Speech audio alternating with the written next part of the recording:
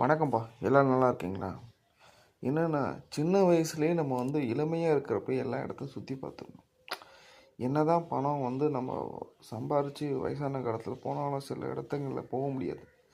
60 வயசுக்கு மேலே நீங்கள் இமயமலை போனால் அது உலகத்தில் அது ரொம்ப தற்கொலைக்கு சமானம். ஏன்னா ஆக்சிஜன் லெவல்லாம் ரொம்ப கம்மியாக இருக்கும். இளமையாக இருக்கிறப்ப எல்லா இடத்துக்கும் போயிட்டு வாங்க. காசு வரும் போகும். ஆனால் இயற்கையை எப்பவுமே ரசிக்க முடியாது. இயற்கையை நம்ம வயசு இருக்கிறப்ப இயற்கையை ரசிச்சிடுங்க. நான் சின்ன வயசுல எல்லா ஊரும் சுற்றிருக்கேன். இந்தியா ஃபுல்லாக சுற்றிருக்கேன். நீங்களாம் வெளிநாடு வெளி மாநிலங்கள் இந்த உலகத்தையே சுற்றி பார்க்கணும். தமிழர்கள் இந்த உலகத்தை சுற்றி வந்திருக்காங்க. எல்லா இடமும் சுற்றி பார்த்து எல்லா கலாச்சாரத்தையும் தெரிஞ்சுக்கிங்க. அப்போ நீங்கள் வாழ்க்கை வாழுங்க, சந்தோஷமாக இருக்கும்.